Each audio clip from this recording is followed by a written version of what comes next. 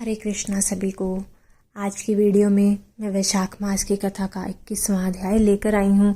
अगर आप मेरे चैनल पर नए हैं तो मेरे चैनल को सब्सक्राइब कर लीजिए और साथ ही बेल आइकन को भी प्रेस कर दीजिए ताकि हर वीडियो की नोटिफिकेशन आपको मिलती रहे। तो आइए कथा को शुरू करते हैं। बोलिए श्री विष्णु भगवान की जय, वैशाख मास की जय। तब श्रुतदेव जी कहने लगे कि शंख मुनि और व्याध दोनों बड़े विस्मित हुए। तब शंख मुनि ने पूछा कि तुम कौन हो और तुम्हारी दशा ऐसे कैसे हो गई थी। हे सौम्य, किस कर्म से तेरी ऐसी शुभ बुद्धि हो गई और अकस्मात तेरी मुक्ति कैसे हो गई, यह सब हमें बताओ। शंख मुनि के इस प्रकार पूछने पर वह दंडवत पृथ्वी पर गिर सिर झुका हाथ जोड़कर कहने लगा कि मैं प्रयागराज का निवासी कुसीद मुनि का पुत्र, ब्राह्मण रूप, यौवन विद्या में बड़ा चढ़ा, बहुत बोलने वाला, धनवान तथा सदा मद में गर्वित रहता था। मेरा नाम रोचन था। आसन, शयन, निद्रा, लोकाचार्य, ब्याज लेना, यही मेरा व्यापार था। मेरा किसी पर कोई श्रद्धा नहीं थी। इस तरह से मेरा बहुत सा समय नष्ट हो गया। वैशाख के महीने में जयंत नाम के ब्राह्मण भगवान के प्यारे वैशाख मास के धर्म की कथा सुनाया करते थे, जहाँ चारों वर्ण के हजारों स्त्री पुरुष प्रातःकाल स्नान व मधुसूदन भगवान का पूजन कर कथा सुनते थे। मैं उस सभा में पगड़ी पहन पान चबा वहाँ का कौतुक देखने को जाता था। वहाँ जाकर कभी हंसी कभी निंदा करता। ऐसी लोका बातों से सब श्रोताओं का मन चलायमान हो जाता।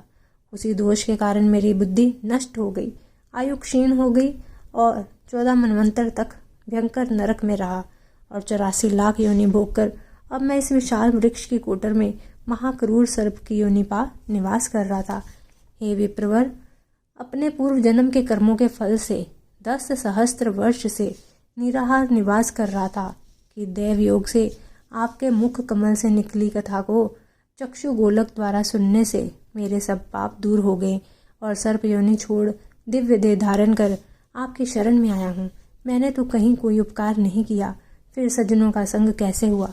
अब आप मेरे ऊपर अनुग्रह करो जिससे धर्म में मेरी बुद्धि हो, सुंदर गति मिले और सच्चरित साधु महात्माओं की संगति मिले, विष्णु भगवान में प्रीति हो और उनको कभी ना भूलूं। इस प्रकार अनेक स्तुति कर हाथ जोड़ सिर झुका वह मुनीश्वर के आगे चुपचाप खड़ा रहा। शंख मुनि ने प्रेम से भर उसको दोनों हाथों से उठाया और उस पर अनुग्रह कर भावी वृतांत कहने लगे। हे द्विज, वैशाख मास और विष्णु भगवान का महात्म्य श्रवण करने से तेरे सब पाप नष्ट हो गए हैं। तो क्रम से अतिवाहक लोकों को जाकर फिर दशार्ण देश में ब्राह्मण के घर जन्म लेगा और वेद शर्मा नाम से प्रसिद्ध होकर सब विद्याओं में विशारद होगा। प्रत्येक जन्म में तेरी अत्यंत जाति समृद्धि होगी। निष्प्रह गुरु भक्त और जितेंद्र होकर उस जन्म में तू सदा विष्णु भगवान की कथा में तत्पर रहेगा और वैशाखोक्त विषय के अपधर्म करेगा। तब तू सिद्धि प्राप्त कर संपूर्ण बंधनों से छूट परम धाम को प्राप्त होगा। ऐसा कह मुनीश्वर चुप हो गए। तब व्याध को देख वह पुरुष मुनीश्वर से कहने लगा, आपने मेरे ऊपर बड़ा अनुग्रह किया जिससे मेरी दुष्ट योनि जाती रही और उत्तम गति मिली। ऐसा कहकर वह परिक्रमा दे आज्ञा ले स्वर्ग लोक को गया। हे राजन, तब संध्या हो जाने पर शंख मुनि ने व्याध को संतुष्ट हो सायकाल की संध्या कर विष्णु भगवान के अनेक अवतारों की कथा सुना।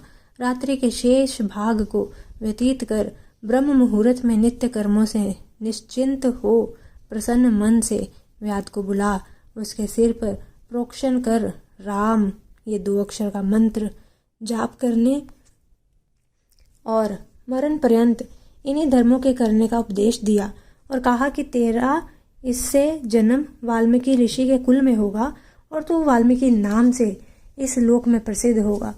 व्याध को इस प्रकार समझा बुझाकर शंख मुनि दक्षिण दिशा को चले गए। व्याध भी थोड़ी दूर तब जब तक नेत्रों से ओझल ना हुए उनके पीछे गया और शंख मुनि को देखता रहा।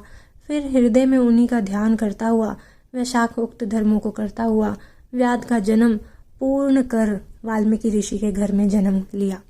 एक सरोवर के किनारे कृणु नाम के मुनि दुस्तर तप करते थे, जिनके शरीर पर बहुत काल में सर्प की बांबी बन गई थी। इसी हेतु से उन्हें वाल्मीकि ऋषि भी कहने लगे। फिर तप के अंत में जब कृणु ऋषि के कानों में स्त्रियों के प्रिय शब्द सुनाई देने लगे तो उनका चित्त चलायमान होने लगा और एक भील जाति की स्त्री को ला वाल्मीकि नाम का पुत्र उत्पन्न किया। हे राजन, वह वाल्मीकि संसार के बड़े यशस्वी और विख्यात हुए।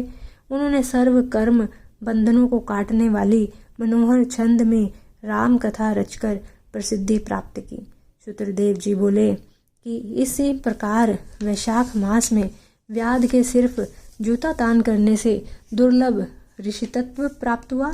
जो कोई इस रोमांचक संवाद, इस पाप नाशक आख्यान को सुनेगा और औरों को सुनाएगा, उसे मोक्ष प्राप्त होकर उसका जन्म संसार में फिर नहीं होगा। बोलिए श्री विष्णु भगवान की जय, वैशाख मास की जय। अगर आपको मेरी ये वीडियो अच्छी लगे तो मेरी वीडियो को लाइक और शेयर कीजिएगा और कमेंट में हरे कृष्णा लिखना मत भूलिएगा।